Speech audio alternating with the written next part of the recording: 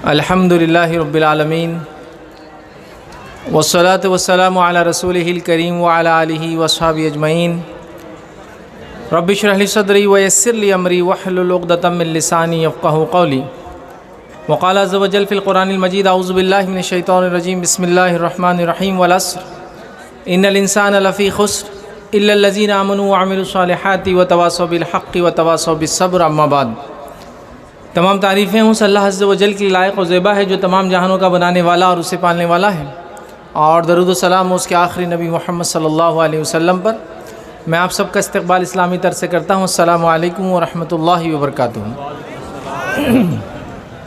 الحمدللہ آج اس اجلاس میں یا اجتماع میں جو عنوان، جو ٹاپک جس پر میں آپ لوگوں کے سامنے بات رکھنے کی کوشش کروں گا، مرد اور خواتین، بوڑھے اور بچے، نوجوان سب اس میں شامل ہیں۔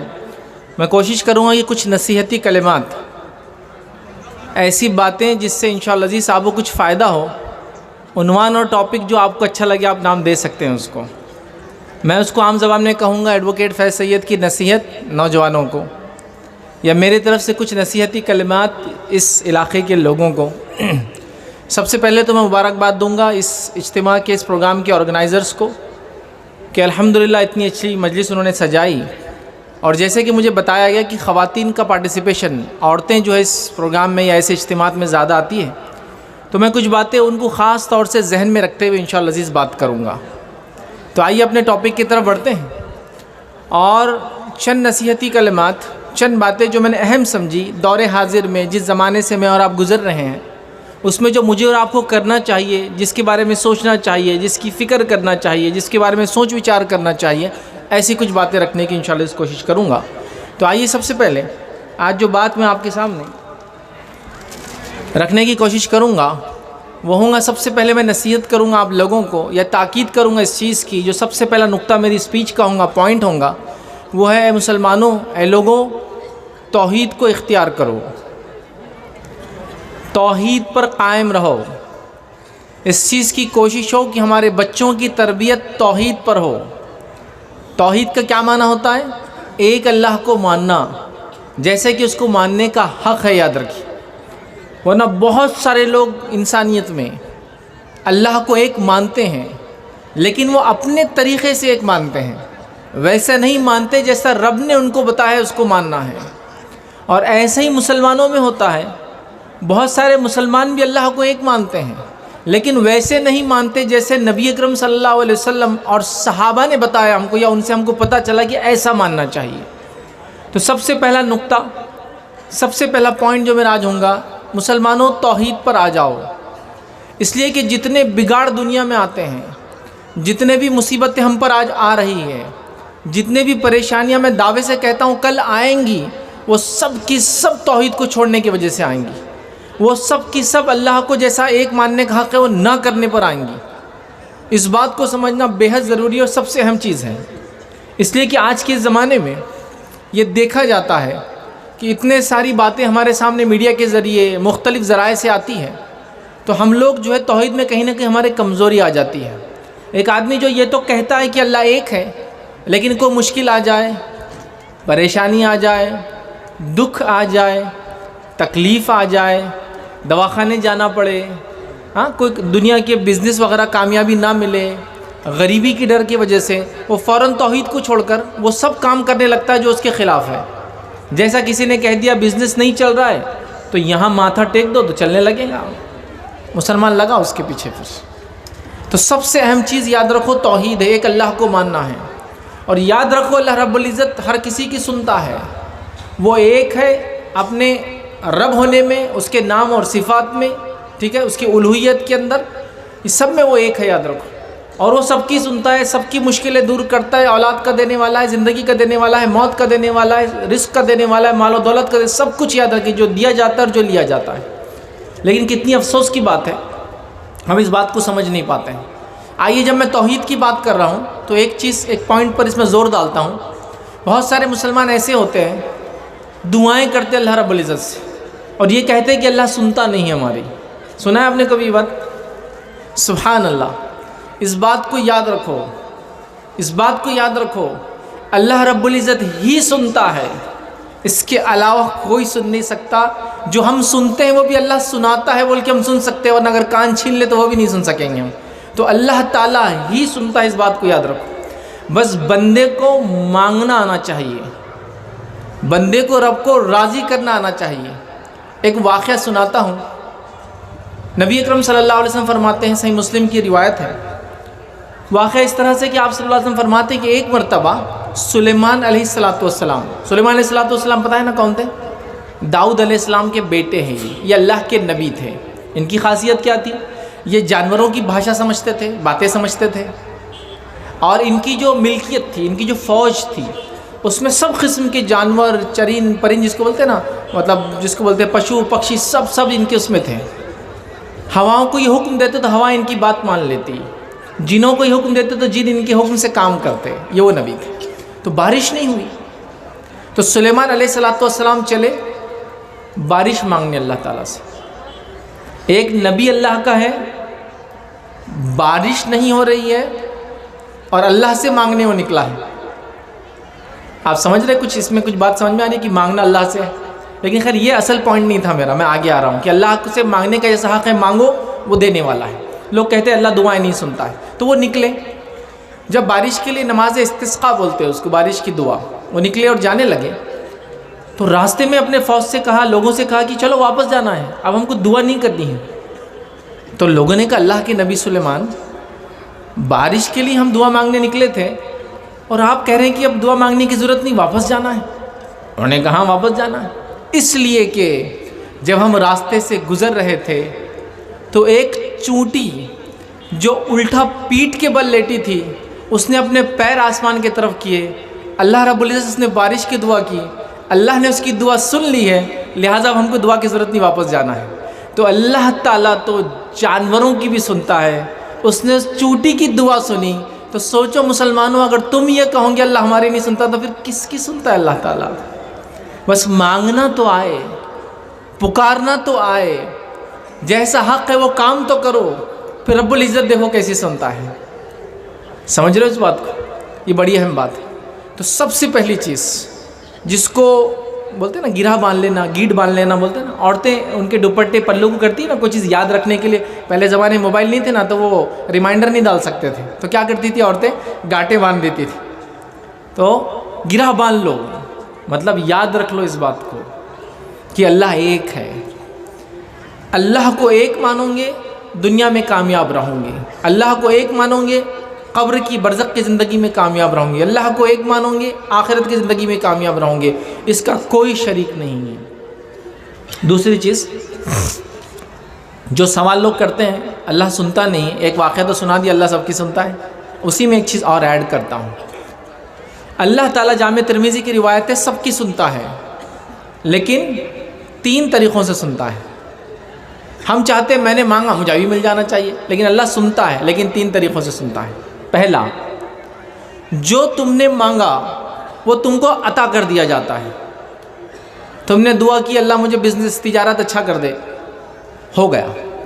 تم نے مانگا اللہ تعالیٰ مجھے گاڑی دے دے، مل گئی۔ تم نے مانگا اللہ تعالیٰ مجھے دنیا کے اندر کامیاب کر دے، ہو گئے۔ کوئی مسئلہ تھا، پریشانی تھی، دکھ تھی، تکلیف تھی، بیماری تھی، مانگا اور مل گیا۔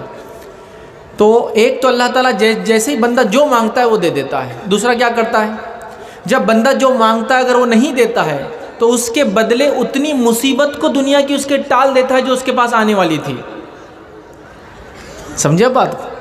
پہلے تو دعا مانگی سیدھا مل گیا، دعا مانگی سیدھے نہیں ملا، تو اللہ تعالیٰ اتنی مصیبت کو ہماری زندگی سے نکال دیتا ہے جتنی دعا میں نے کسی چیز کو مانگنے میں کی تھی۔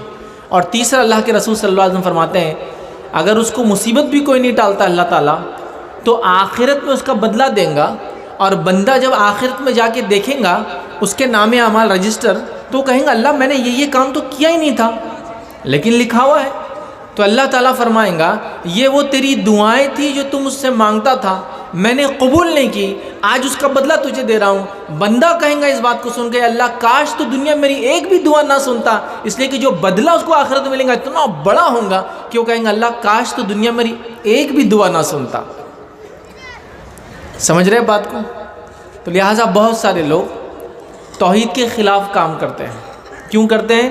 اللہ سن نہیں رہا ہماری، میری دعائیں قبول نہیں ہو رہی، میری غریبی نہیں ہٹ رہی، میری مصیبت نہیں ہٹ رہی، میری پریشانی نہیں ہٹی، میرا بزنس نہیں چلا، میرا بچہ پاس نہیں ہوا، ہے نا، سب مانگتے، میری منت پوری نہیں ہوئی، میری مراد پوری نہیں ہوئی۔ سب کی منت پوری ہوں گی، سب کی مراد، بس اللہ سے مانگو، وہ 3 میں سے ایک طریقے سے دیں گا، جو مانگا وہ ملیں گا، جو مانگا اس کے بدلے کو مصیبت اللہ ٹال دیں گا، اور تیسرا آخرت میں اس کا بدلہ ملیں گا۔ تو میں نصیحت کروں گا آپ کو، جو سب سے پہلی تھی، اللہ کو ایک جانو، ایک مانو، اسی سے مانگو، وہی دینے والا ہے، وہی لینے والا ہے۔ اس چیز کو میں امید کرتا ہوں آپ سمجھے ہوں گے، تو یہ میری پہلی نصیحت تھی۔ خواتین سے بھی گزارش کروں گا، اپنے ننھے منھے بچوں کو جب وہ تربیت دے کے بڑا کرتی ہے نا، تو ان کو توحید سمجھائے، ایک اللہ سے محبت سکھائے، ایک اللہ کیا ہوتا ہے وہ سمجھائے۔ تو ماؤں سے گزارش کروں گا، آپ کا دینی علم سیکھنا بہت زیادہ ضروری ہے، چونکہ آپ کے گود سے لڑکے اور لڑکیاں دونوں پیدا ہوتے ہیں، اور اگر ماں توحید پر رہیں، اس نے توحید کا درس دیا، اس نے اس کو توحید سمجھائی، تو انشاءاللہ عزیز یہ بچہ جب بڑا ہوگا تو ایک اللہ کو مانتے ہوئے بڑا ہوگا، اسی طریقے پہ چلیں گا، اور انشاءاللہ عزیز جس کا خاتمہ توحید پر ہوا وہ آخرت میں کامیاب رہیں گا۔ یاد رکھیے، چاہے زندگی کیسی گزری ہو لیکن خاتمہ توحید پر، چونکہ بہت سارے لوگ ہوتے ہیں جن تک یہ بات پہنچتی نہیں ہے کبھی، بہت سارے لوگ دوسرے مذاہب میں ہوتے ہیں، ان کو پتہ بھی نہیں ہوتا ہے، تو پیدا کیسے بھی ہو ایک الگ بات ہے، مرے اس چیز پر کہ وہ ایک اللہ کو مانتا ہو۔ تو گزارش کروں گا خواتین سے، عورتوں سے جو میری بات کو سن رہی ہیں، آپ کا بہت اہم رول اور کردار ہے، اب آپ کو وہ رول ادا کرنے کا ٹائم آ چکا ہے۔ تو پہلی چیز توحید۔ آئیے توحید کے بعد میں دوسری چیز کی جو نصیحت آپ کو کروں گا آج، وہ ہوں گی، مسلمانوں نماز قائم کرو، مسلمانوں نماز قائم کرو، مسلمانوں نماز کو قائم کرنے والے بن جاؤ۔ اب آپ کہیں گے نماز تو کر ہی رہے نا، کتنے وقت ایک دن میں نماز ہم پر فرض ہے؟ کچھ نوجوان ہمارے، کچھ لوگ 2 ٹائم پڑھ رہے ہیں، کچھ لوگ 3 ٹائم پڑھ رہے ہیں، کچھ لوگ جمعہ کو جمعہ پڑھ رہے ہیں، کچھ لوگ جب دل بولا پڑھ رہے ہیں، کچھ لوگ مصیبت آ گئی تو پڑھ رہے ہیں، باقی دنوں میں نہیں پڑھ رہے۔ کہ مسجد میں کبھی کوئی آ گیا تو مسجد والے پوچھتے گھر میں سب اچھے تو ہے نا، کوئی بیمار تو نہیں ہوا، دھندا پانی اچھا تو چل رہا ہے نا، کہ تو تم مسجد میں آ گئے تو کچھ مصیبت ہوں گی بول کے، ورنہ تم مسجد میں آتے نہیں ہو کبھی، ایگزام تو نہیں چل رہے ہیں، ہاں پریکشا تو نہیں ہے تمہاری، تو مصیبت کے ٹائم پہ پڑھ رہے ہیں۔ کچھ لوگوں کا حال یہ کہ عید کو عید پڑھ رہے ہیں، ایسے لوگ بھی دیکھے آپ نے، عید کو عید پڑھ رہے ہیں، ہے نا۔ اور کچھ لوگوں کا حال یہ کسی کا انتقال ہوگا تو اس کی جنازے کی نماز ہی پڑھتے ہو، باقی فرض نماز تو پڑھتے ہی نہیں کبھی۔ تعجب کی بات ہے، ہم پر ہر روز میں کتنی نمازیں فرض ہیں؟ 5 نمازیں، ہے نا۔ اب کون سی ہو 5 نمازیں؟ ہر مسجد کے اندر آپ جاتے چارٹ لگا ہوا رہتا، ہوتا ہے نا چارٹ، کبھی کبھار اسے گلدستہ رہتا، اس میں 5 پھول رہتے، ہر پھول میں نام لکھا ہوا تھا نماز کا، یا پھر وہ گھڑی کے اس میں رہتا۔ تو 5 نمازیں ہم کو ہر روز میں فرض ہے۔ یہ فرض نمازوں کے علاوہ بھی بہت ساری نمازیں جو اللہ کے رسول صلی اللہ علیہ وسلم پڑھتے تھے، جس کو سنت کہتے ہیں، کبھی فرض سے پہلے پڑھتے، کبھی فرض کے بعد پڑھتے، کبھی نہیں پڑھتے۔ جو فرض سے پہلے اور بعد میں ہمیشہ پڑھتے اس کو سنت موقعہ بولتے ہیں، جو کبھی پڑھتے اور کبھی نہیں پڑھتے اس کو سنت بولتے ہیں، اور باقی نفل بولتے ہیں نمازوں کے اندر کی۔ تو اللہ کے رسول صلی اللہ علیہ وسلم یہ پڑھتے تھے۔ اس کے علاوہ اللہ کے رسول صلی اللہ علیہ وسلم اور بھی نمازیں ہم کو سکھا کرتے ہیں، چاشت کی، اشراق کی، اوابین کی، سورج گرہن کی، چاند گرہن کی، اس کے بعد نماز استسقاء بارش نہیں ہونے کی، اور صلاۃ الحاجہ کسی جس کو کہیں گے اپنے منت مرادیں پوری کرانے کے لیے، حاجت پوری کرنے کے لیے دعا کرنا ہے، توبہ کے لیے نماز پڑھنا ہے۔ حدیث میں تو آتا ہے کہ آندھی طوفان بھی چلتی تو اللہ کے رسول صلی اللہ علیہ وسلم مسجد میں چلے جاتے نماز پڑھتے ہیں، اور نمازیں پڑھتے آپ۔ ہمیں کیا ہو گیا؟ ہم کیوں 5 وقتہ نمازی نہیں بن رہے ہیں؟ ہم کیوں 5 ٹائمز جو ہے پریئر نہیں کر رہے، نماز نہیں پڑھ رہے ہیں؟ میں یہ نہیں کہہ رہا ہوں کہ آپ لوگ نہیں پڑھتے، میں ایک عام بات کر رہا ہوں، چونکہ اب آپ کا محلہ ہے، اب رمضان کو کتنے دن باقی ہے؟ ایک 6 دن باقی ہے۔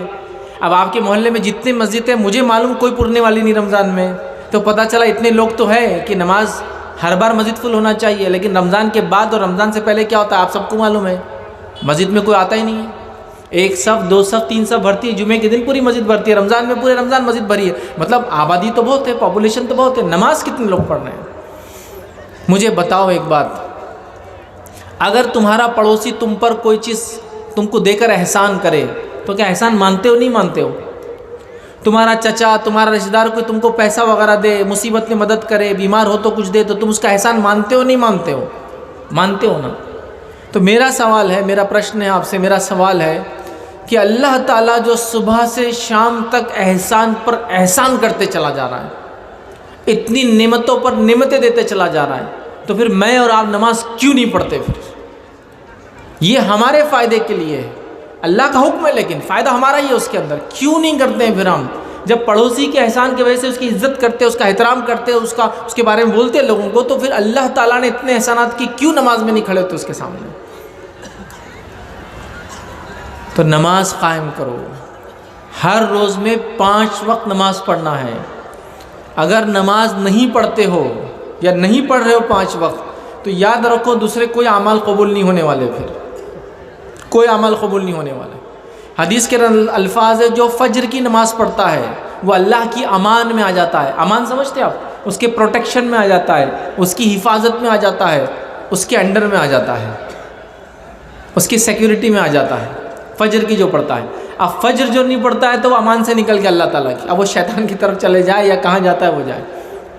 ظہر کی نماز کی اہمیت بتاتے ہوئے نبی اکرم صلی اللہ علیہ وسلم فرمایا کہ اگر ظہر کی نماز کا اجر اگر تم کو پتہ چل جائے، اس کا ثواب تم کو پتہ چل جائے، تو اگر تم کو چلنا نہ بھی آئے، چلنا پیروں سے نہ بھی آئے، تو تم اپنے آپ کو کولوں کے بل پہ رگڑتے ہوئے، ہوتا ہے نا کمر پہ بیٹھ کے، دیکھا آپ نے کسی آدمی کو تو پیر آگے کرتا پھر کمر سے آگے کھینچتا اپنے آپ کو، دیکھا آپ نے جس کو چلنا نہیں آتا کیسا چلتا ہو پیٹھ سے؟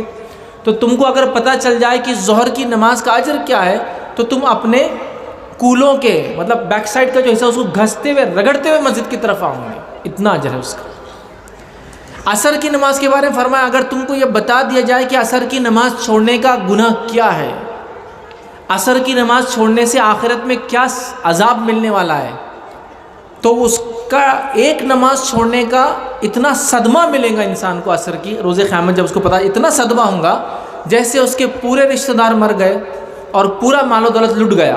اگر آپ کو کوئی خبر دے کہ پورے رشتہ دار تمہاری دنیا میں جتنے سب مر گئے آج اور پورا پیسہ لٹ گیا تمہارا، تو کتنا افسوس ہوگا نا؟ تو اتنا افسوس ہوگا کہ ایک انسان کو جو صرف عصر کی نماز چھوڑتا تھا ایک وقت کی۔ سمجھ رہے آپ بات کو؟ عشاء کے بارے میں اور فجر کے بارے میں آپ فرماتے جو اس کو نہیں پڑھتا وہ منافق ہے۔ منافق معلوم کون ہے؟ یہ منافق وہ لوگ ہیں جو سب سے گھٹیا لوگ ہیں انسانیت میں اور جہنم میں سب سے نیچے جلنے والے ہیں، یہ کافروں سے بھی نیچے ہوں گے۔ تو منافق فجر اور عشاء نہیں پڑھتا ہے۔ اب دیکھو اپنا حال، ہم لوگ نماز کا کیا معاملہ ہے؟ میں نے تو لوگوں کو یہاں تک دیکھا، آپ کے بارے میں بالکل نہیں کہہ رہا ہوں، لوگوں کو دیکھا میں نے ایسا کہ لوگ اجتماع میں آ رہے ہیں، اللہ رحم کرے بغیر نماز پڑھے کے آ رہے ہیں، اجتماع سے جا رہے ہیں تب بھی نماز نصیب نہیں ہو رہی۔ تو کیا فائدہ ویسے اجتماعات کا اور ایسے پروگرامز کا جو ہم کو دیندار نہ بنائے، نماز کا عادی نہ بنائے۔ عورتوں سے گزارش کروں گا پھر میں، جو سن رہی ہیں میری بات، مائیں اور بہنیں، بیٹیاں اس امت کی، آپ کو سب سے پہلے نمازی بننا ہے۔ آپ بولیں گے کیوں؟ مردوں کو تو نہیں بول رہے آپ، ہم کو کیوں بول رہے ہیں؟ مردوں کو تو بننا ہی ہے، سب کو بننا ہے، آپ کو کیوں کہہ رہا وہ سمجھو میری بات۔ گھر میں ایک چھوٹا سا بچہ ہے، ایک 5-6 مہینے کا، جو صرف ابھی چلنا بھی نہیں آیا، اس کو رینگتا ہے، رینگنے والا بچہ سمجھتے نا، ہاتھ پیر سے رینگتا ہے۔ جب اس کی ماں اس کے بازو نماز پڑھتی ہے تو وہ بھی کچھ تو بھی کرنے لگ جاتا۔ کیا کرتا ہے دیکھیں آپ نے؟ سجدے کرتا، سجدے میں کلاٹیاں مارتا، رکوع کرنے کی کوشش کرتا اور گر جاتا، دیکھا کہ نہیں دیکھا آپ نے؟ پھر بیٹھ کے انگلی کو حرکت دیتا تشہد میں، حالانکہ اس کو نماز آتی نہیں ہے۔ کیوں کر رہا ہو یہ کام؟ میرا سوال ہے آپ سے۔ اس نے اپنے ماں کو نماز پڑھتے ہوئے دیکھا تو وہ بھی ماں کے جیسا بننا چاہتا ہے۔ تو سمجھ لو ایک ماں نمازی ہے تو اس کے بچے نمازی ہے بچپن سے، اور ماں بے نمازی ہے تو اس کو اس بچوں کے بے نمازی ہونے کا بھی گناہ ملے گا، چونکہ اس نے نہیں پڑھتی بلکہ انہوں نے سیکھے نہیں۔ دیکھا نہیں دیکھا؟ بچے ایسے ہی کرتے ہیں نا، چھوٹے بچے دیکھیں جو آپ کرتے ہیں وہ کاپی کرتے ہیں۔ باپ نماز پڑھا تو نماز، لیکن کبھی کبھار باپ باہر ہوتا ہے، کمائی کے لیے جاتا ہے، یا دن بھر باہر رہتا ہے تو اس کی ظہر عصر مغرب باہر ہو جاتی ہے، کبھی کبھار عشاء اور فجر ساتھ ہوتی ہے، اور چھوٹا بچہ ہے تو فجر میں ساتھ نہیں چلتا ایک دم، ہے نا؟ عشاء وغیرہ کبھی ہوئی تو مسجد میں ہوگی تو وہ بھی نہیں دیکھتا ہے، لیکن ماں کو جب وہ دیکھتا ہے بچپن سے کہ ماں نماز پڑھتی ہے تو وہ بھی نمازی بائی ڈیفالٹ، جس کو بولتے ہیں نا، بچپن سے نمازی بن جاتا ہے۔ اس کی سیٹنگ ہی ایسی ہو جاتی ہے، جیسے موبائل کی سیٹنگ کرتے تھے اب اتنے ٹائم پہ یہ ہونا، اس کی سیٹنگ ہو جاتی ہے پھر۔ وہ بائی ڈیفالٹ نمازی بن جاتا ہے۔ تو گزارش کروں گا اپنی ماؤں سے، اب طے کر لو کہ نماز تو نہیں چھوٹیں گی، باقی کچھ بھی ہو جائے نماز نہیں چھوٹیں گی۔ شادی بیاہ کے لیے نماز نہیں چھوٹیں گی، سفر کے لیے نماز نہیں چھوٹیں گی، بیماری کے لیے نماز نہیں چھوٹیں گی، خاموخواہ نماز نہیں چھوٹیں گی۔ ہم نمازی بنیں گے اور اپنی نسلوں کو نمازی بنائیں گے، ٹھیک ہے؟ ابھی بات ختم نہیں ہوئی، لیکن یہ تو تھا آپ لوگوں کو نصیحت، مرد اور عورتوں کو۔ اب مسجد کے ذمہ داروں کو بھی نصیحت کروں گا کچھ نہ کچھ، چونکہ نماز مسجد میں پڑھنا ہے نا، ان کو بھی نصیحت کروں گا۔ کیا کروں گا؟ حدیث میں الفاظ ہے جب بچہ 7 سال کا تو مسجد لے کر آؤ، اور 10 سال کا اور مسجد نہ آئے تو اس کو مارو۔ ایک ہی حدیث ہے جس میں اللہ کے رسول نے مارنے کا کہا بچوں کو، کیوں؟ اس لیے کہ اگر نمازی نہیں بنے گا تو جہنم میں جلیں گا۔ جہنم کی آگ کے مقابلے میں دنیا کو تھوڑا، دنیا میں اس کو سزا دے کر اگر نماز پڑھا دے تو زیادہ اچھا نا، عادت تھوڑے دن میں عادت لگ جاتی ہے۔ تو مسجد کے ذمہ داروں سے میں سوال کروں گا، کیا ہماری مسجد 7 سال کے بچے کو ویلکم کرنے کے لیے تیار ہے، قبول کرنے کے لیے تیار ہے؟ ہمارے پاس تو چھوٹے بچوں کو مار مار کے ہکالا جا رہا ہے مسجد سے، چل بھاگ نکل، پانی پھینک رہا، آگے آگے کھڑے ہو جا رہا، چل پیچھے جا، چل نکل مسجد سے باہر۔ نماز کو جمعہ کے دن سب سے پہلے بیچارہ بچہ آتا ہے، آگے بیٹھتا ہے، چلو پیچھے جاؤ، اب ہم آ گئے، چلو پیچھے جاؤ، اب وہاں آ گئے، چلو پیچھے جاؤ، مسجد سے باہر تھوڑی دیر بعد۔ تو بچپن میں مسجد سے ہکالتے ہو، بڑے ہونے والے بات بولتے ہو، آتے کیوں نہیں ہو رہے مسجد میں؟ بچہ اسکول جاتا ہے، کتنے سال میں جاتا ہے؟ آپ کے پاس کتنے سال میں بچے کو اسکول ڈالتے؟ 6 سال ہے نا، 6 سال میں ڈال دیتے ہوں گے نا۔ تو میرا سوال ہے، وہ 6 سال کے بچے کو اسکول میں کیسا ویلکم کرتا ہے ٹیچر؟ میرے کو بتاؤ ذرا۔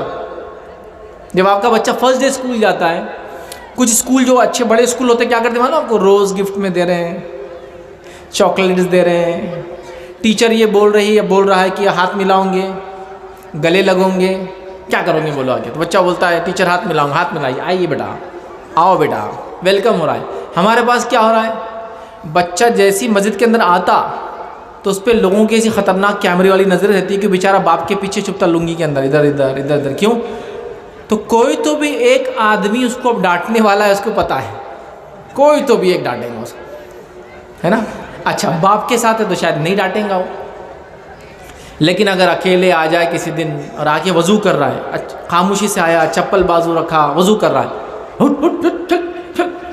وضو مت کر، نکل یہاں سے، اس کو معلوم اس کو وضو بھی نہیں کرنے دیں گے، جا کر نماز پڑھ رہا ہے خاموشی کے ساتھ، تو بڑا آدمی اس کے سامنے جا رہا ہے، ارے بھائی اس کے نمازی اس کے سامنے سے کیسے جا رہے؟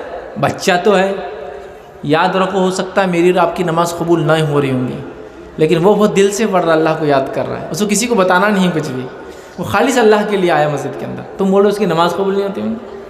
کیا مسجد میں طہارت خانے ان کے حساب سے بنے؟ 7 سال کے لے کے جانا، حدیث میں لے کے جاؤ، 10 سال کے ہو تو مارو، تو 7 سال میں کیا ہماری مسجدیں ویلکم کر رہی ہیں ان کو؟ تو میں مسجد کمیٹیوں سے، انتظامیہ سے جو میری بات سن رہے کہوں گا، آپ اپنی مسجدوں کو ایسا بنائیں کہ بچوں کو دونوں ہاتھ سے ویلکم کریں، آؤ بچوں آؤ، نماز کے لیے آؤ، مسجد میں آؤ۔ نبی اکرم صلی اللہ علیہ وسلم تو اپنے ننھے منھے نواسوں کو مسجد میں لاتے تھے۔ حضرت حسن اور حسین اتنے چھوٹے تھے کہ 2-3 سال کے، ایسا عمر میں تو ایک دوسرے سے عمر زیادہ فرق نہیں تھا ان کے، لیکن ایسے 2-3 سال یا 4 سال کے تھے، نبی اکرم صلی اللہ علیہ وسلم گود میں آتے تھے اور گود میں نماز میں آتے تھے، اور کبھی اللہ کے رسول صلی اللہ علیہ وسلم سجدہ کرتے تو ان کی گردن پہ بیٹھ جاتے پیر ڈال کر۔ ایک بار آپ جو ہے نماز کے لیے آئے اور اپنی نواسی امامہ کو ساتھ لائے، اپنی نواسی کو، اور آپ نے گود میں رکھ کے اس کو نماز پڑھا۔ بچوں کو مسجد لاتے تھے۔ ایک بار کا مشہور واقعہ، اگر آپ کو کہ آپ نے نہیں سنا ہوگا تو آج سن لیں، یا پھر سنا ہوگا تو ایک اور ریپیٹیشن۔ ایک بار نبی اکرم صلی اللہ علیہ وسلم نماز میں سجدہ کر رہے تھے، اور اتنی دیر تک سجدہ کیا کہ ایک صحابی جو پیچھے نماز پڑھ رہے تھے، سجدے کے اندر سے گردن اٹھا لی انہوں نے، کیا ہو گیا مسئلہ، اتنی دیر سے سجدہ؟ دیکھا تو آپ کے نواسے گردن پہ بیٹھے ہوئے ہیں، اٹھ ہی نہیں رہے۔ بچوں کو کیا ہماری مسجد ویلکم کر رہی ہے؟ اگر بچے نے غلطی سے آ کے مسجد میں تھوڑی سی آواز بھی کر دی نا، تو اس کو جو پڑتی ہے، پھر کیا بولیں گے اس کو آپ کے زبان میں، چٹ پھٹ دھپ دھوپ، نکل یہاں سے، ہڑ ہڑ، مسجد سے باہر بھاگ، چپل سے مارو، اس کو لکڑی سے مارو، اور ایک آدمی کو بٹھا دیتے، بچے آئے نا ایسا گھورو ان کو کہ اندر گھسنا ہی نہیں انہوں نے مسجد میں۔ پھر ہم بڑے بچے نکڑوں پہ کیوں بیٹھتے پسند کرتے، چائے کی دکانوں پہ کیوں بیٹھتے، میلے ٹھیلوں میں کیوں جاتے، مسجد کیوں نہیں آتے؟ آپ نے تو ہکال دیا ان کو بچپن میں مسجد سے، ویلکم کرو نا ان کو، آنے دو مسجد میں۔ نبی اکرم صلی اللہ علیہ وسلم کا زمانہ، ایک صحابی فرماتے ہیں میں چھوٹا تھا، کتنے چھوٹے تھے میں آخر ہی بولوں گا آپ کو، کتنے چھوٹے تھے؟ میں چھوٹا تھا، اپنے والد کے ساتھ مسجد نبوی آتا. ان کا گھر گاؤں میں تھا تھوڑا سا، مطلب 2-3 کلومیٹر سمجھ لیجیے دور. پہلے ایسی تھا نا مسجد، مطلب مدینہ بہت چھوٹا شہر تھا، آس پاس اس کے گاؤں تھے چھوٹے چھوٹے. تو میں اپنے والد کے ساتھ گاؤں سے مسجد نبوی آتا. مسجد نبوی میں آنے کے بعد جو ہے نبی اکرم صلی اللہ علیہ وسلم کے پیچھے میرے والد اور میں نماز پڑھتے. پھر وہاں سے ہم دونوں مل کے اپنے گاؤں جاتے، اور وہ نماز جو نبی اکرم صلی اللہ علیہ وسلم کے پیچھے ہم نے پڑھی تھی، اپنے گاؤں میں جا کے ویسی نماز میں لوگوں کو پڑھاتا. مطلب کیا ہوا، وہ اپنے گاؤں سے نکلتے، رسول اللہ صلی اللہ علیہ وسلم کے ساتھ نماز پڑھتے، پھر جیسی نماز وہاں سیکھتے، اپنے گاؤں میں آ کے یہ جو چھوٹے صحابی تھے وہ پڑھاتے. وہ ان کے والد نہیں پڑھاتے ہیں، انہوں پڑھاتے. کسی نے سوال کیا، کتنی عمر تھی تمہاری جب تم نماز پڑھاتے تھے؟ یہ جو قصہ کب کا ہے؟ یہ بڑے ہونے کی بات بول رہے ہو. کتنی عمر تھی تمہاری؟ اس امام کی کتنی عمر تھی جو اللہ کے رسول صلی اللہ علیہ وسلم کے پیچھے نماز پڑھتا بچہ، پھر جا کے اپنے محلے میں امامت کرتا؟ اس بچے کی، اس امام کی عمر کتنی تھی بتاؤ؟ کسی کو پتہ ہے واقعہ؟ ان کی عمر تھی، وہ کہتے ہیں میں 7 یا 8 سال کا تھا. کتنے تھے؟ میں 7 یا 8 سال کا تھا جب میں نماز پڑھایا کرتا تھا. مسجد نبوی میں دیکھتا اللہ کے رسول جیسی پڑھتا آ کر اپنی قوم کو پڑھاتا. سمجھ رہے بات کو؟ امام ہے یہ امام.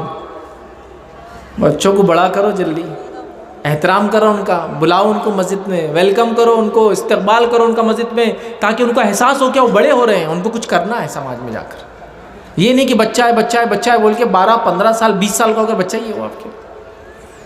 اور کچھ لوگ ایسے خطرناک ہوتے کبھی کبھار مسجدوں میں جو آتے ہیں. میں نے ایک بار دیکھا، میں نماز کے لیے کھڑا، ایک بچہ بازو آ گیا. اب بچہ کیا بڑا تھا، لیکن اب بچہ مطلب میرے سے چھوٹا سمجھ لیجیے. تو بولے اس کو پیچھے کرو، اقامت ہو رہی ہے. اقامت کیا؟ بولے امام صاحب سٹاپ، رک جاؤ، پیچھے جاؤ. تو امام صاحب نے پلٹ کے بولے حضرت، وہ جو شخص تھے وہ بالغ ہیں. کیا بولے؟ وہ بالغ ہیں. تو کیا کرے معلوم؟ وہ جو حضرت جو پیچھے کر رہے تھے اس کو بولے ادھر. بچہ آیا، بولے منہ کھول، اور منہ کھول کے اس کے داڑھا چیک کرے پیچھے کی. میں نے جانوروں کی عمر پتہ کرتے ہوئے دیکھا، منہ کھول کے دانتوں سے جانوروں کی عمر پتہ چلتی، انسانوں کی بھی نکالے انہوں نے. نہیں بولے اس کو پیچھے کی داڑھ نہیں، چل بھاگ جاؤ، تو نہیں بولے بالغ ابھی. کیا تماشا ہے. تو آپ کو خواتین کو گزارش کروں گا ہم نمازی بنیں. مسجد کمیٹی کے ذمہ داروں کو کہوں گا مسجدوں کو کھول دے، ویلکم کرے لوگوں کو، نمازیوں کی سہولت کے اعتبار سے بنا دیں. ابھی کبھی کبھار تو مسجد میں نماز پڑھنا بھی لوگوں نے مشکل کر دیا. کیوں مشکل کر دیا معلوم آپ کو؟ مسجد میں بولے ہم نے قالین ڈال دی، قالین. پھر قالین کو بچانے کے لیے اس پہ ایک وائٹ چادر ڈال دیے، وائٹ چادر کو بچانے لال چادر ڈال دیے. پھر کو وضو کر کے تو بولتے پانی نہیں لانا، چپل نہیں لانا، پیر نہیں رکھنا، بچے نے نہیں آنا، یہ نہیں گرنا، وہ نہیں گرنا. ارے نماز پڑھنا ہے یا قالین کو سنوارنے اور سنبھالنے کے لیے آئے ہوئے مسجد کے اندر؟ کئی کو ایسی مسجدیں بنا رہے ہو جس کے اندر نماز بھی نہیں پڑھ سکتے ہو تم سیدھے سے جا کر. فرشی اچھی، پھر اس سے اچھے تمہارے نیچے جاؤ، صفائی کرو، نماز پڑھ لو. تو ہم نے بڑا کمپلیکیشن کر دیا. تو نصیحت کروں گا نمازی بنو، نمازی بنو. روزہ، زکوٰۃ، حج کر رہے ہیں لوگ، چونکہ وہ سال میں ایک بار ہو رہا، زندگی میں ایک بار ہو رہا ہے نا. نماز روز پڑھنا ہے. کتنے وقت؟ 5 وقت. اب تہیہ کرو، انشاءاللہ عزیز ہم نمازی بن جائیں گے. اب فجر آنے والی، چونکہ اب عشاء کا تو چلا گیا معاملہ، اب فجر آنے والی ہے. اب شروع کر دیں یہاں سے. اور ایسا سلسلہ کسی زندہ انسان کو آپ نے کبھی یہ پوچھا تیری سانس چلتی ہے کہ نہیں چلتی ہے؟ زندہ ہے تو سانس لیتا ہے. تو کسی مسلمان کو پوچھنے کی ضرورت نہیں پڑنا چاہیے وہ نمازی ہے یا نہیں ہے. مسلمان ہے تو نماز پڑھتا ہوں. چونکہ اللہ کے رسول صلی اللہ علیہ وسلم کے زمانے میں تو منافق بھی نماز کو نہیں چھوڑتے تھے، وہ بھی آ کے پڑھتے تھے، چونکہ ان کو بھی معلوم تھا اگر نماز نہیں پڑھیں گے تو صحابہ کو پورا یقین ہو جائے گا کہ یہ منافق ہے. تو وہ بھی آ کے چپ چپ کی نماز پڑھتے، لیکن پڑھتے، چونکہ ان کو معلوم تھا نماز چھوڑ دیں گے ہم کو منافق مسلمان سمجھ جائیں گے. تو کتنی افسوس کی بات ہے، میں اور آپ تو مسلمان کہہ رہے ہیں اپنے آپ کو اور نماز نہیں پڑھ رہے.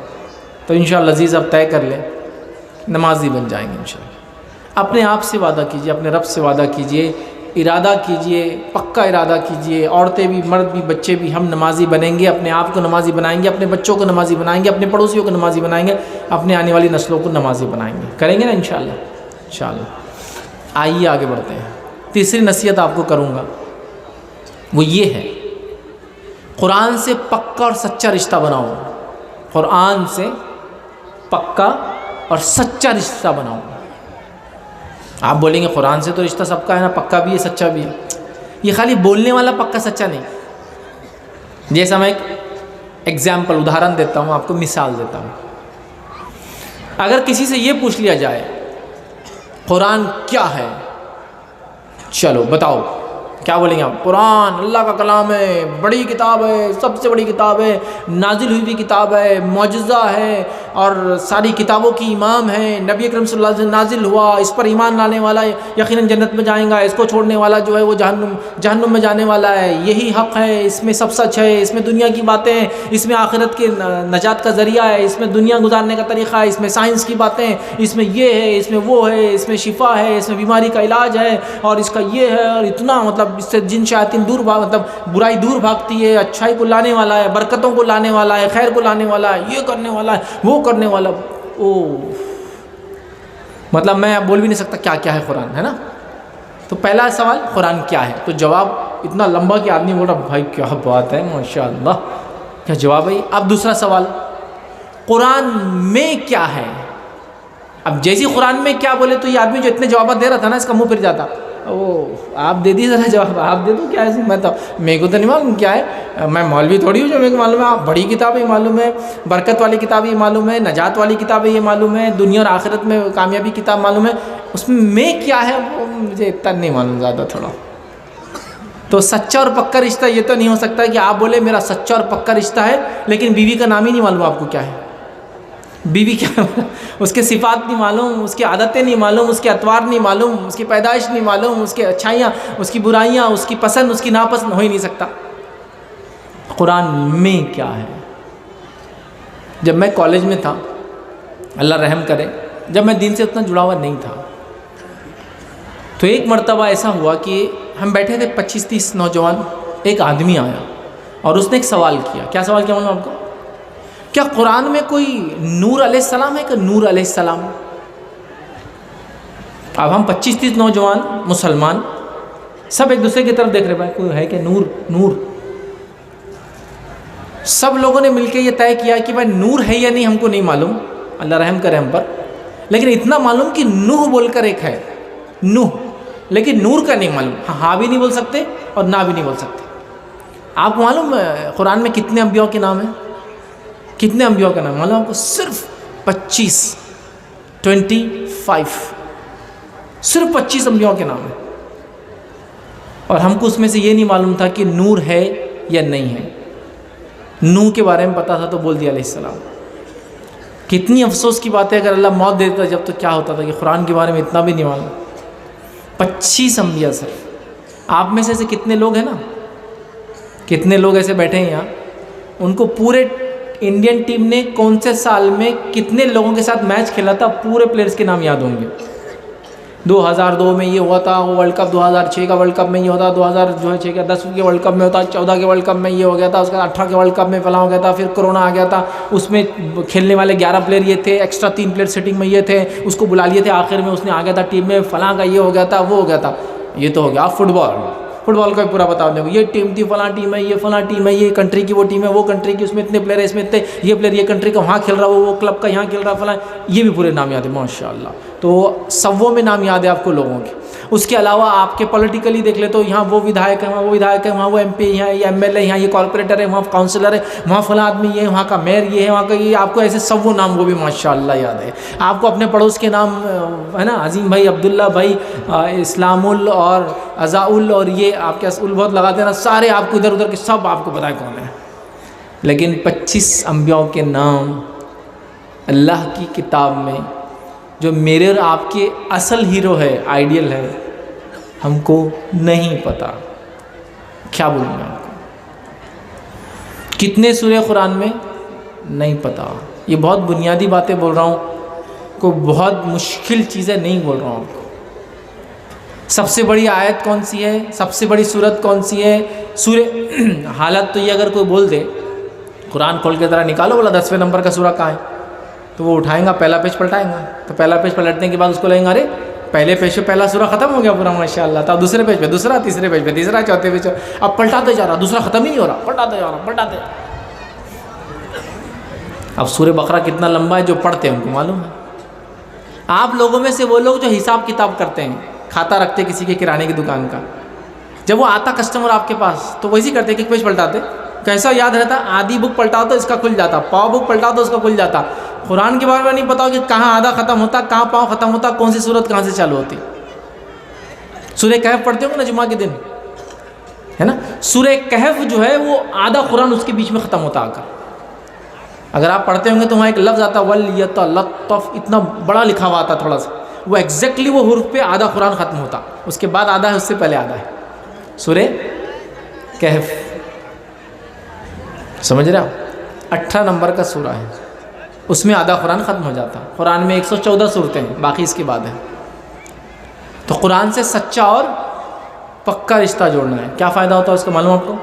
قرآن سے سچا اور پکا رشتہ جوڑنے کا ایک واقعہ سناتا ہوں تو سمجھ میں آ جائے گا سچا اور پکا رشتہ ہوتا کیا ہے اور اس کا فائدہ کیا ہوتا ہے.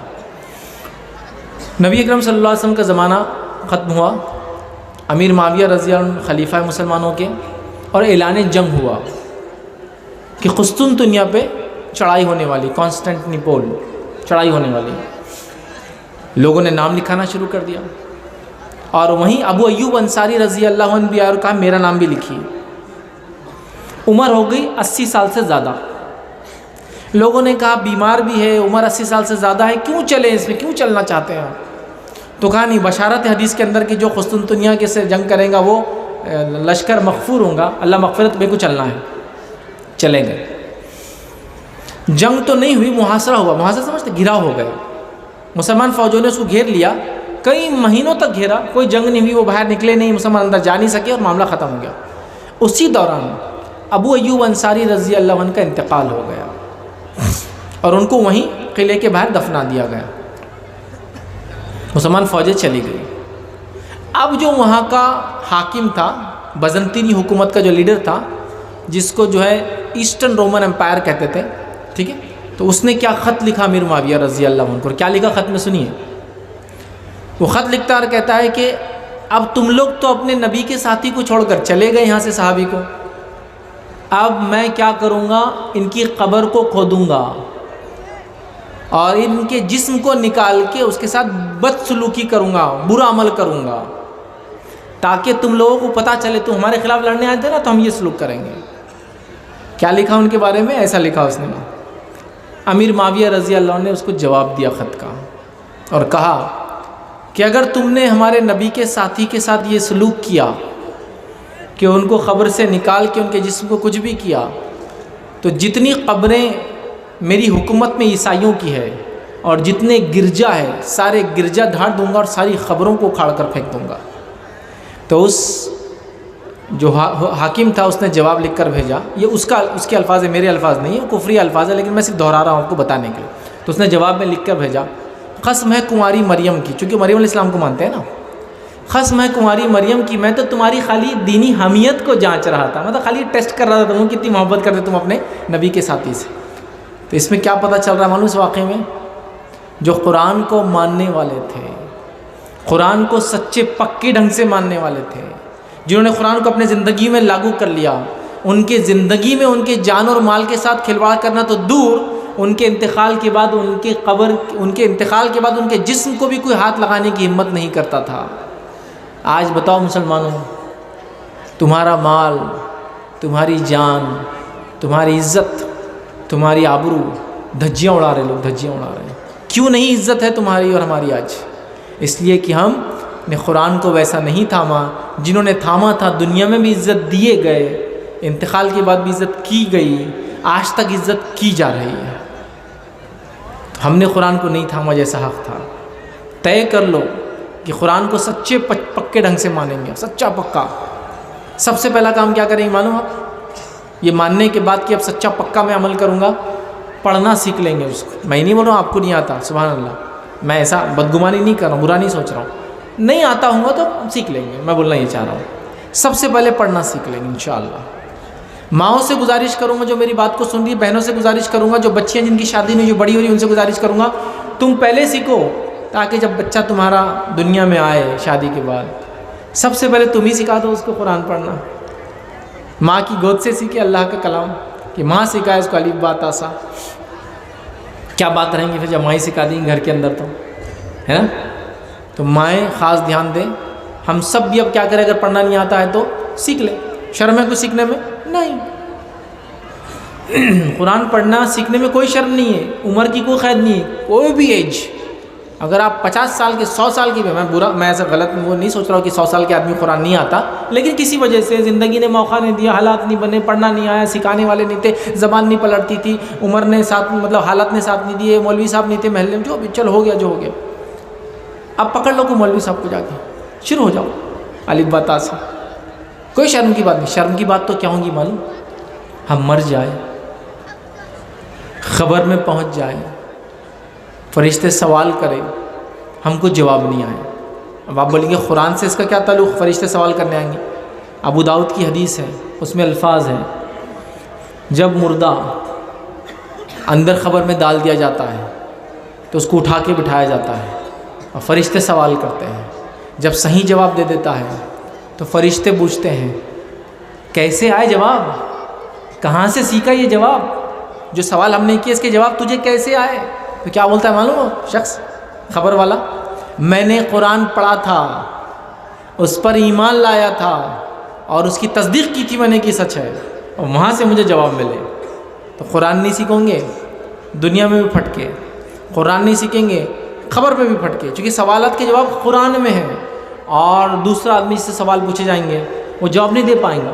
جب جواب نہیں دے پائیں گا تو فرشتے پوچھیں گے تو جواب کیوں نہیں دے پایا، قرآن نہیں پڑھا تھا کبھی؟ اس کے بعد حدیث میں آتا ہے ایک فرشتہ آئے گا جو اندھا بھی ہوگا اور بہرا بھی ہوگا، نہ دکھتا ہوگا نہ سنے آتا ہوگا، اور وہ 2 ہتھوڑے لیں گے ہاتھ میں اپنے، اور ہتھوڑے لے کے دونوں ہتھوڑوں کو اتنے زور سے کنپٹی پہ مارے گا اس آدمی کی، کنپٹی اس کو بولتے ہیں، یہ اتنے زور سے مارے گا کہ اس کا سر اور دماغ چورا ہو کے پورا اڑ جائیں گا، ایسا وہ کیا بولی پاؤڈر بن جائیں گا، جس کو جواب دینا نہیں آئے گا. تو یہاں کیوں ماریں گا؟ وہ عقل تھی نا، اسی کو استعمال کرتا تھا دنیا میں، لیکن اللہ کا کلام نہیں سیکھا نا. اس سے انگلش سیکھا، اردو سیکھا، اور جو زمانے بنگالی سیکھا، نوکری گیا تو عربی بھی سیکھ لیا، سب کیا تو نے، لیکن اللہ کا کلام نہیں سیکھا جیسا سیکھنے کا حق تھا. تو اس لیے یہاں مارا جائے گا چونکہ دماغ مرکز ہے یاد کرنے کا. تو قبر کے سوالات کے جواب کون آسانی کرے گا، کون بتائیں گا؟ قرآن. جواب نہیں دے پائے تو پھٹکا بھی پڑے گا. تو قرآن نہ پڑھنے کا دنیا میں نقصان، عمل نہ کرنے کا دنیا میں نقصان، خبر میں نقصان اور آخرت میں نقصان. آخرت میں معلوم جو لوگ قرآن نہیں پڑھنا جانتے ہوں گے، پڑھتے نہیں ہوں گے، وہ کیسے اٹھیں گے؟ اندھے اٹھیں گے، اندھے. دنیا میں تو دیکھتے ہوں گے، آخرت میں اندھے اٹھیں گے اور پوچھیں گے اللہ سے، اللہ میں دنیا میں دیکھتا تھا، یہاں کیوں اندھا ہوں؟ تو بتایا جائیں گا تو نے اللہ کو یاد نہیں کیا، اس کے ذکر سے تو غافل تھا. اور قرآن سب سے افضل ذکر ہے اللہ کا، یاد رکھیے. تو آج تو نے ہم کو بھلا دیا، آج ہم نے تجھ کو بھلا دیا. تو اب ہم کیا کریں گے؟ قرآن سے رشتہ بنائیں گے. کیسا رشتہ؟ سچا، پکا. کیا ہے، کیا بولتی یہ کتاب، پڑھنا سیکھو سب سے پہلے. جیسا دیکھو آپ ایک ایگزامپل لو، مثال لو. آپ نے گلف کے کسی کنٹری میں جاب کے لیے اپلیکیشن دیا، اب وہاں سے لیٹر کا جواب آ گیا کہ آپ کو نوکری پہ بلا لیا گیا ہے، لیکن جواب آیا یا تو انگلش میں یا تو عربی میں. کیا کریں گے؟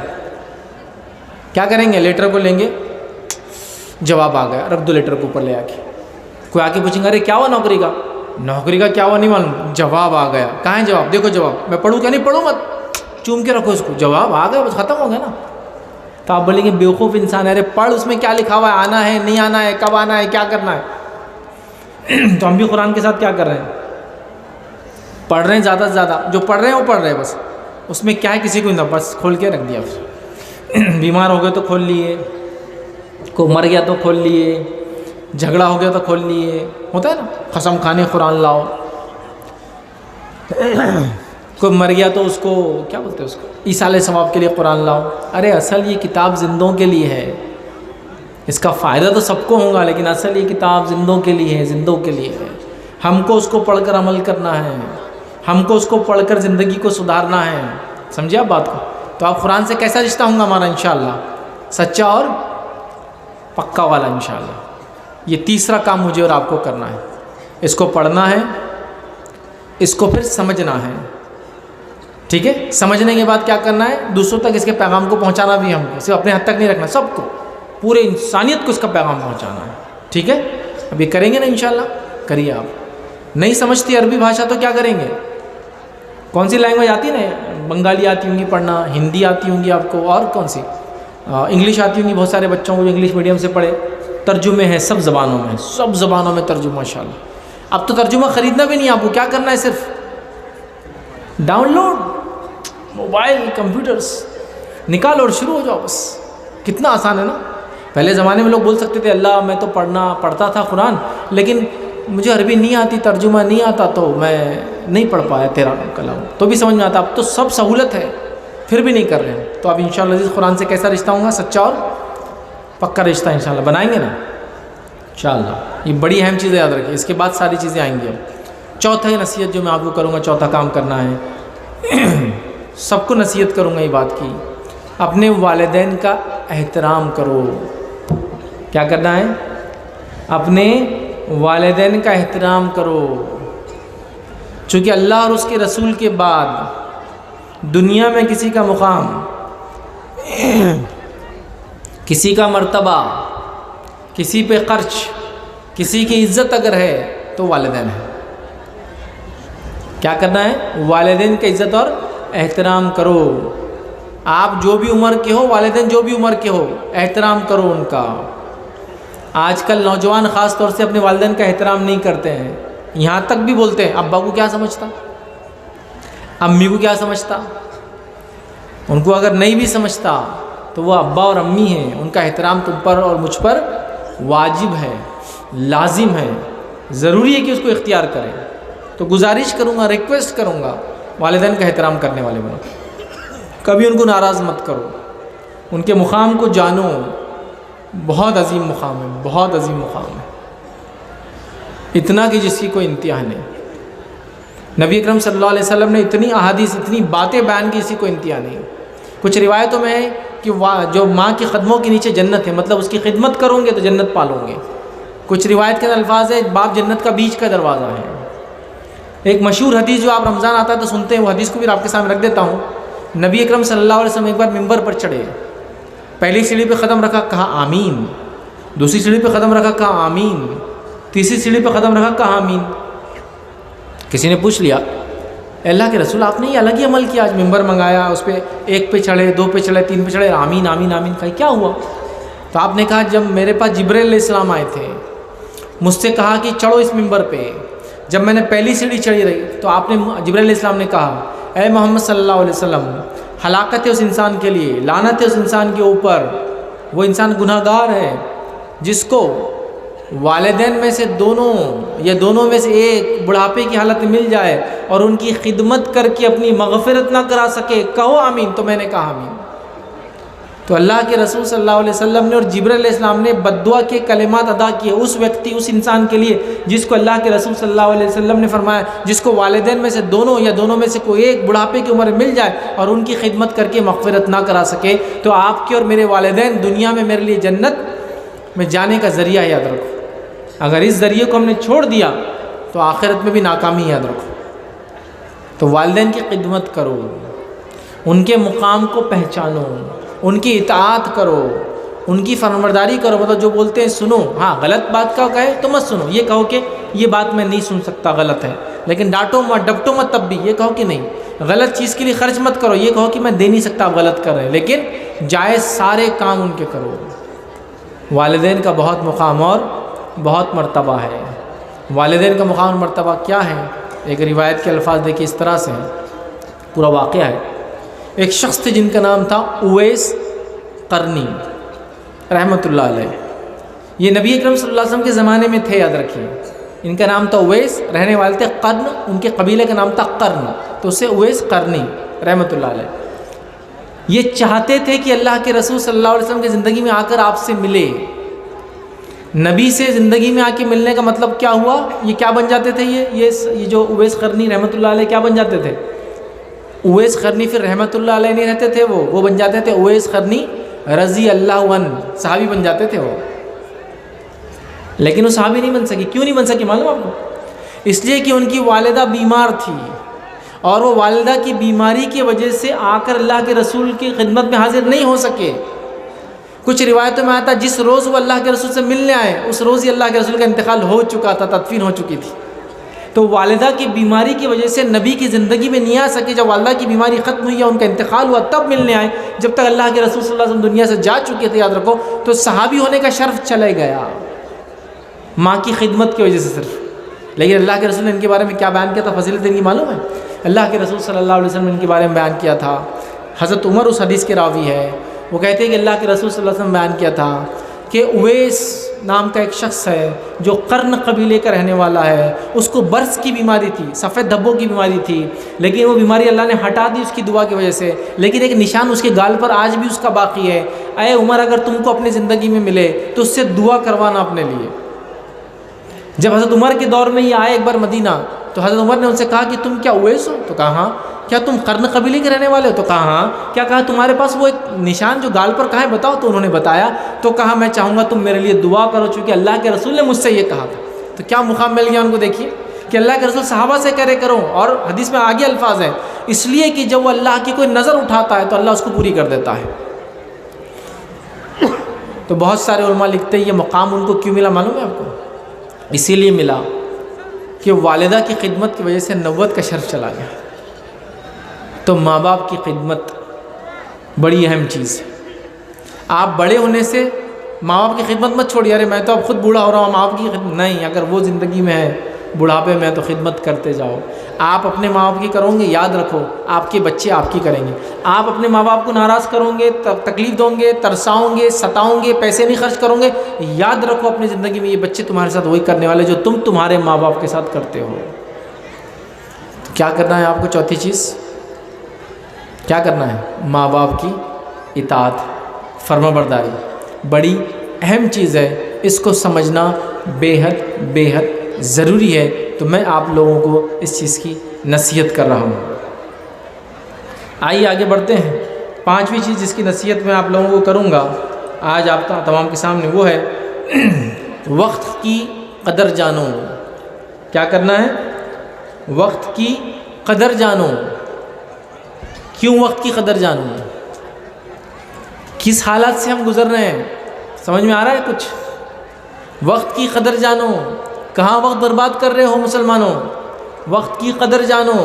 کتنے کام ہیں جو تم کو کرنا ہے, صرف وقت کی قدر نہیں جاننے سے تم پیچھے رہ جا رہے ہو. بچپن علم حاصل کرنے کا وقت ہے, قدر نہیں کر رہے ہو. جوانی حلال روزی کمانے کے لیے, قدر نہیں کر رہے ہو. بڑھاپا پریشان ہے پھر کما کے, مطلب اس عمر تک پھر ریسٹ نہیں مل رہا ہے. تو وقت کی قدر کرو جو اللہ نے دیا ہے. ماں باپ اپنے بچوں کو وقت کی قدر سکھائے, بہت اہم ہے, یاد رکھیے. اس لیے کہ میں دیکھتا ہوں نوجوانوں کو, بوڑھوں کو, بڑوں کو نکڑوں پر, چوراہوں پر, ہوٹلوں پر, کناروں پر بیٹھے ہیں, بس تمباکو, پان, چائے, کافی کی چسکیاں چل رہی ہے. دیواروں کو رنگ رہے تھک تھک کر, بس بیٹھ کر, ہے نا, پچکاریاں مارتے کھا کر. چائے چل رہی ہے اور ٹائم برباد ہو رہا ہے. علم حاصل کرنا, دینی علم حاصل کرنا, دنیاوی علم حاصل کرنا, ہنر سیکھنا, ٹیکنالوجی میں آگے بڑھنا, کچھ نہیں پتہ ہے. اور آج کل تو بس ایک نئے تماشا ہو گیا وقت گزارنے کے لیے. کیا ہو گیا آج کل معلوم آپ کو؟ بس وہ موبائل فون آ گیا. اب کاہے کی وقت کی قدر, موبائل فون. حالت کیا ہے دیکھ رہے ہیں آپ؟ دن بھر اس میں لگا ہوا آدمی, کٹ کٹ کٹ کٹ کٹ کٹ آواز آ رہی, اور بس وہ انگلی یوں چل رہی, یوں یا پھر ایسا پکڑ کے یوں. کیا رہتا معلوم آپ کو؟ یہ انگلی کیا چل رہی ہے؟ نیچے کی چیز کو اوپر لا رہا ہو دیکھنے کے لیے. ایک ویڈیو کے بعد دوسرا ویڈیو, دوسرا ویڈیو کے بعد تیسرا ویڈیو, تیسرا ویڈیو کے بعد چوتھا ویڈیو, چوتھے کے بعد پانچواں ویڈیو, پانچویں کے بعد ابھی ختم کر دوں گا, بس 5 منٹ ہو گئے, 10 منٹ ہو گیا, اب ختم کرنا, بس آخری ویڈیو. 15 منٹ ہو گیا, بس ختم ہو رہا, آخری ویڈیو. 20 منٹ ہو گیا, آخری ویڈیو. آدھا گھنٹہ ہو گیا, آخری ویڈیو. 45 منٹ, آخری ویڈیو. 1 گھنٹہ ہو گیا, آخری ویڈیو. رات میں سو رہا تھا 2 بجے تک, خالی وہ آخری ویڈیو وہ ختم نہیں ہو رہا. وقت زبردست انداز سے برباد. خالی بڑے نہیں کر رہے, 2 3 سال کے بچے. مائیں میری بات کو خاص طور سے دھیان دیں. ہم لوگوں نے اپنا وقت بچانے کے لیے کیا کیا معلوم آپ کو؟ اپنے بچوں کی زندگی برباد کر دی. کیسے؟ بچہ دوا نہیں کھا رہا, چل لے موبائل کھا. بچہ رو رہا, چل لے موبائل, خاموش بیٹھ جا. چھوٹا بچہ 2-3 سال کا, ابھی سمجھتا بھی نہیں, آنکھوں میں سے دونوں پانی جاتا اس کے موبائل دیکھتے دیکھتے پورا, کیونکہ اس کی آنکھیں اتنی وہ اچھی نہیں ہوتی. چھوٹے بچے کی آنکھیں ڈیولپ ہوتی ہے, وہ دیکھ رہا تھا آنسو جا رہے اس کے. ہاں, ڈائپر نہیں بدل رہا, چلیے کر. اماں کے پاس جانا ہے, پڑوسی سے بات کرنا ہے، چل تو موبائل دیکھتے بیٹھ، مما کے پاس جا کے آئے 2 گھنٹے آرام سے، یہ کیا ساتھ چلیں گے تماشے کرتا، ایک تو تماشے بھی کرتا، دوسرا اماں سے کیا ہوا تو آ کے گھر میں بول بھی دیتا شوہر کو، تو پھر وہ بھی نہیں ہونا، تو دونوں کام سے بچ جاتے، تو موبائل دیکھتے پڑے رہے گھر کے اندر، بچہ 2-2 3-3 گھنٹے موبائل دیکھتے گھر میں پڑا ہوا ہے، اور آپ کہاں بیٹھے ہوئے جا کر، آپ اپنا کام کر رہے، کھانا پکا رہی میں، فلاں کر رہی میں، تو بچے کو موبائل دے دی۔ اتنا چھوٹا بچہ اگر موبائل کو استعمال کرے گا تو یاد رکھیے یہ بڑا ہوگا تو اس کی زندگی میں بہت تکلیفیں آئیں گی اس کی وجہ سے، سمجھ ہی نہیں پا رہے ہم، بڑے بھی اپنا وقت برباد کر رہے ہیں، بچے بھی کریں، خاص طور سے موبائل میں۔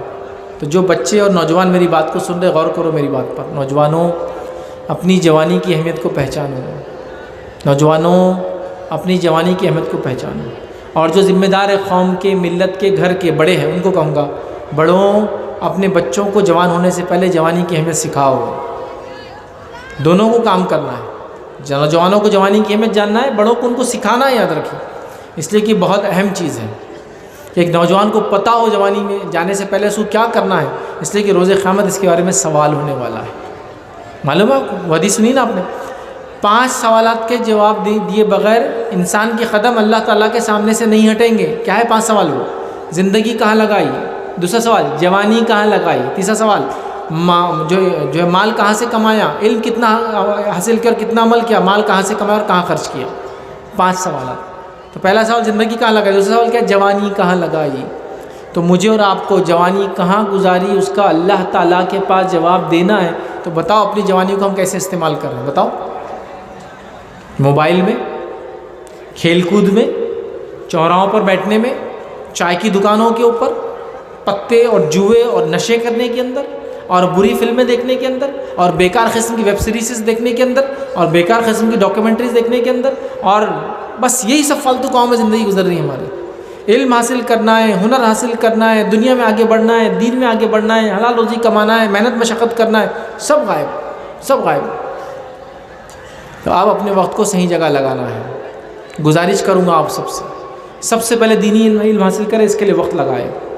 گزارش کروں گا آپ لوگوں سے اس کے بعد، چونکہ اب دین کی بات تو پورے لیکچر میں ہی چلیں گی میری، اس لیے اس کو میں اتنا زیادہ ابھی نہیں بولوں گا، اس کی خاص گزارش کروں گا کہ دنیاوی علم بھی حاصل کریں آپ،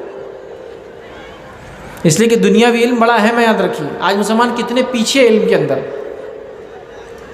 آپ اپنے علاقے میں دیکھیے کتنے لوگ پڑھ لکھے ہیں یہاں، پڑھو لکھو، اس لیے کہ اس سے کامیابی کے راستے کھلتے ہیں، دنیا کے اندر روزی روٹی کو اللہ تعالیٰ نے اس کو ذریعہ بنایا۔ آج میں آپ کو ایک بات کہہ سکتا ہوں، آج کے دور میں اللہ تعالیٰ نے جو ذریعے بنائے ہیں، جن ذریعوں سے انسان دنیا کے اندر فائدے اٹھاتا ہے، اگر آج آپ کو پستی سے اونچائی کی طرف، نیچے سے اوپر کی طرف، جہالت سے علم کی طرف، غریبی سے مالداری کی طرف، بدحالی سے پریشانی سے خوشحالی کی طرف جانا ہے، تو اللہ کے دیے وسیلوں میں سے ایک وسیلے کو آپ تھام لیجیے، اور وہ ہے ایک ذریعے کو، وہ علم، دنیاوی علم۔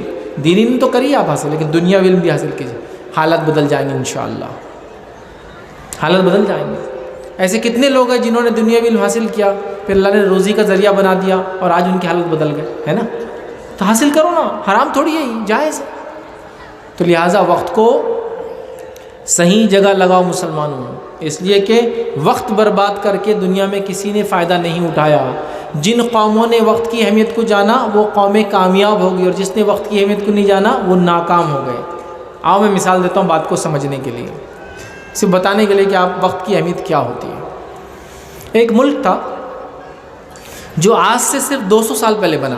کتنے سال؟ 100 سال پہلے بنا، 200 سال پہلے بنا۔ اب جیسے ہمارا ملک لیجئے، ہندوستان، یہ بہت پرانے کنٹریز میں سے دنیا کے، مطلب قدیم آبادیاں، دنیا کی جو 10 سب سے اولڈسٹ آبادیاں ان میں سے ایک ملک ہے یہ۔ مصر ہے نا، جو عراق ہے، بابل وغیرہ جو شہر جہاں آتے ہیں، پرانی آبادیاں، ٹھیک ہے۔ فلسطین ہے، پرانی آبادیاں، پتہ نہیں کتنے مطلب انبیاء وغیرہ وہاں ہیں، تو یہاں آبادیاں بستی، یاد رکھیے، پرانی۔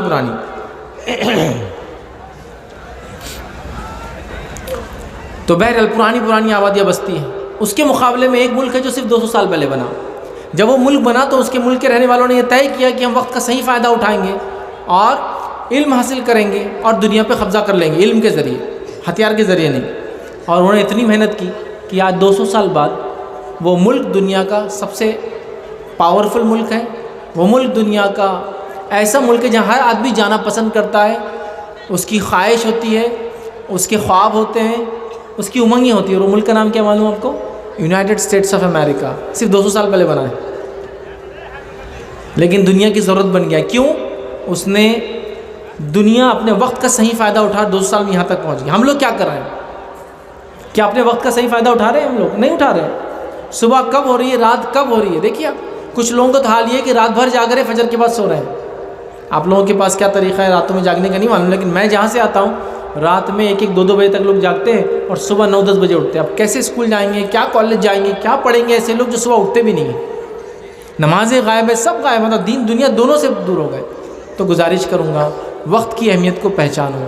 جس نے وقت کی اہمیت کو پہچانا اور اس کا صحیح فائدہ اٹھایا، دنیا میں بھی کامیاب رہے اور آخرت میں بھی انشاءاللہ عزیز وہ کامیاب رہیں گے. اور جس نے وقت کا صحیح فائدہ نہیں اٹھایا، یاد رکھو وہ دنیا میں بھی ناکام رہیں گے، آخرت میں بھی ناکام رہیں گے. چونکہ زندگی بھی ایک وقت ہے جو مجھے اور آپ کو دیا گیا. صحیح جگہ لگائیں گے تو فائدہ ہوگا، غلط جگہ لگائیں گے تو نقصان ہوگا.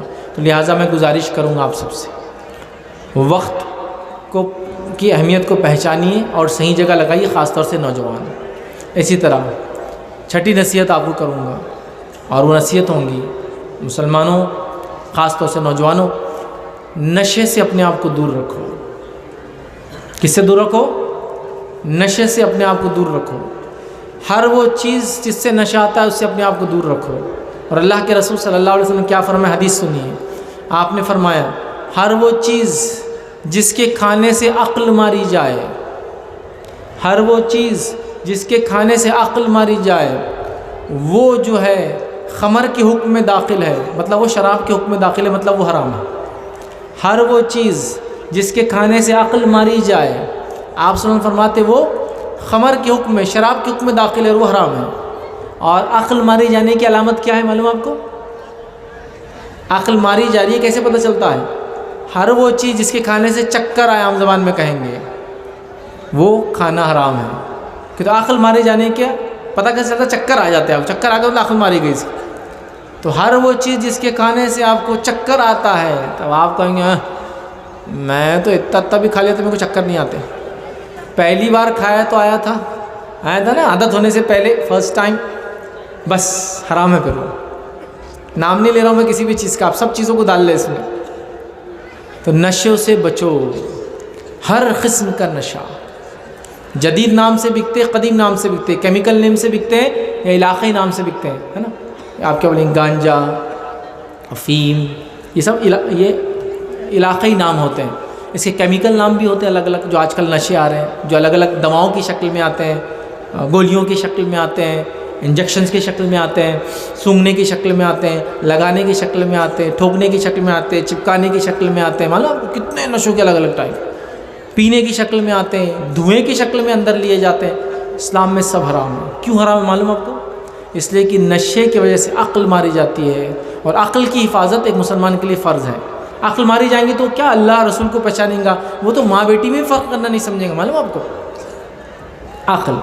تو گزارش کروں گا نوجوانوں کا اتنا بڑا مجمع ہے، عورتیں بھی یہاں بیٹھی ہیں، اپنے بچوں کو نشے سے دور رکھو. بچپن سے سکھاؤ کہ نشہ نہیں کروں گے، نشے کے قریب نہیں جاؤں گے. زندگی میں یہ بات کو طے کر لو کہ تم کبھی نشہ نہیں کرو گے. یہ آپ کو سکھانا پڑے گا، بتانا پڑے گا، سمجھانا پڑے گا. نہ بولنا سکھانا پڑا. بس نہ بولنا بھی نہیں سکھاتے بچوں کو، پہلے سے بتائیے.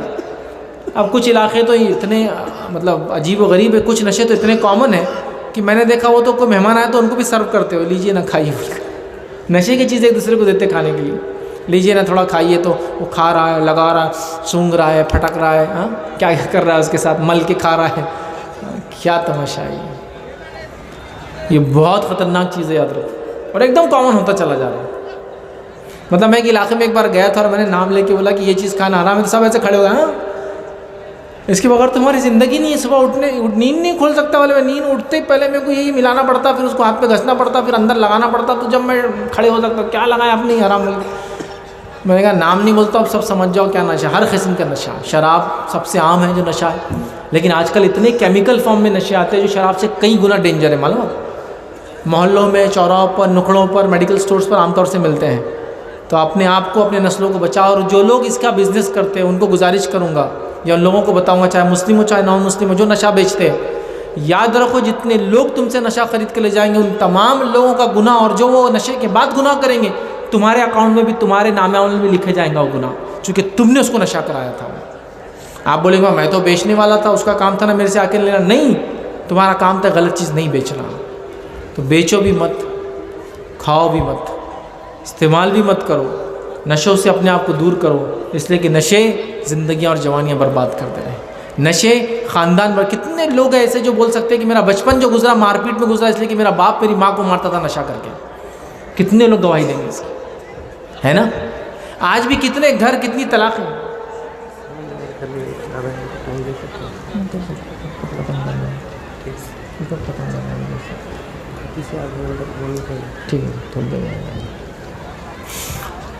تو نشہ، کتنے گھر برباد ہو رہے ہیں، کتنے ایکسیڈنٹس ہوتے ہیں، یاد رکھیں، خود بھی مرتا ہے دوسروں کو بھی لے کے مر جاتا ہے، کس کی وجہ سے؟ نشہ۔ تو گزارش کروں گا نوجوانوں، نشے سے اپنے آپ کو بچاؤ۔ نشہ بہت بہت بہت خطرناک چیز ہے، ٹھیک ہے؟ اس کے بعد آخری نصیحت کروں گا، 8ویں نصیحت جو آج ہوں گی آپ لوگوں کو، وہ نصیحت یہ ہوں گی کہ انٹرنیٹ کا، موبائل کا صحیح استعمال کرو۔ پہلے کچھ باتیں بول دیا لیکن ابھی خاص بولوں گا۔ انٹرنیٹ کا، موبائل کا صحیح استعمال کرو، یہ بات یاد رکھو۔ آپ میں سے جو لوگ اگر پوسٹ پیڈ موبائل یوز کرتے ہوں گے نا، پوسٹ پیڈ، تو اس کا بل کبھی دیکھنا، آپ نے ایک ایک KB کہاں خرچ کیا لکھا ہوا رہتا، یہاں خرچ کیا، یہاں خرچ کیا، یہاں خرچ کیا۔ جب دنیا کے اکاؤنٹ میں یہ سب لکھا ہوا ہے تو اللہ کو تو کتنا علم ہے۔